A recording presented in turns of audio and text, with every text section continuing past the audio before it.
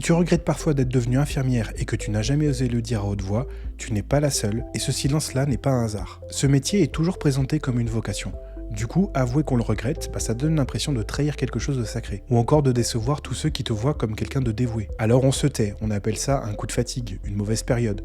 Sauf que si tu ne le nommes jamais, tu ne le traites jamais non plus. Tu le portes en silence pendant des années, et ça finit par colorer tout le reste. Le vrai déclic pour moi, c'est la naissance de mon fils. J'ai eu la chance d'avoir un mois de congé de paternité, parce qu'à l'époque, c'était tout récent, mais les mois qui ont suivi, je n'étais pas aussi présent que j'aurais voulu l'être pour ces tout premiers mois. Personne ne me l'a reproché, mais c'est là, en silence, que j'ai regretté pour la première fois d'avoir choisi ce métier. Dans cette vidéo, je vais te montrer pourquoi ce silence autour du regret n'est pas un hasard. Comment savoir si ce que tu ressens est un vrai regret ou juste une mauvaise passe, et comment te l'avouer sans t'effondrer sous la culpabilité. Et si à la fin de la vidéo tu veux qu'on regarde ta situation ensemble, il y a un lien vers mon formulaire en description. Tu me contactes et on en discute. Ce silence autour du regret n'est pas un hasard, il est fabriqué par l'idée même de vocation. On ne demande jamais à quelqu'un « tu regrettes ton métier ?» avec le même sous-entendu de trahison que pour une infirmière. Parce que vocation sous-entend que si tu regrettes, c'est toi le problème, pas le métier, pas les conditions. Et pourtant, il y a 44,9% des soignants qui citent justement un manque de sens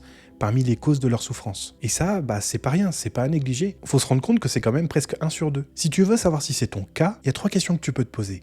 Est-ce que ce sentiment revient même après une bonne journée de travail? Est-ce que tu te surprends à envier tes amis qui font un métier complètement différent du tien? Est-ce que tu évites d'en parler par peur de jugement plutôt que par indifférence au sujet? Et si tu réponds oui à au moins 2 de ces questions, ce n'est pas un coup de fatigue passager, c'est un vrai regret qui mérite d'être regardé en face. Mais si c'est un vrai regret, est-ce que ça veut dire que tu as trahi quelque chose? Évidemment que non, regretter n'est pas trahir. Reprendre le contrôle de sa carrière est un acte de responsabilité, pas une trahison. Rester dans une situation qui te pèse uniquement par peur de décevoir les autres, ce n'est pas un acte de dévouement, c'est un acte de peur déguisé en sacrifice. Un sacrifice n'a de valeur que s'il est choisi consciemment, pas subi en silence. Et pour nommer le regret sans ce sujet, écris seul, sans le montrer à personne, une phrase qui commence par « Ce que je regrette vraiment, c'est ». Pas pour te flageller, juste pour l'avoir écrite. Une fois, noir sur blanc. C'est souvent la première fois que le regret cesse d'être une sensation diffuse et devient quelque chose de précis sur lequel tu peux agir. Nommer ce regret te sera aussi très important parce qu'il te permettra dans un deuxième temps de transformer cette phrase en direction concrète pour la suite. Une fois que tu oses nommer ce regret, la vraie question n'est plus « est-ce grave de l'avoir ressenti ?» C'est « qu'est-ce que je fais maintenant que je le sais ?» Le regret ne définit pas ton passé.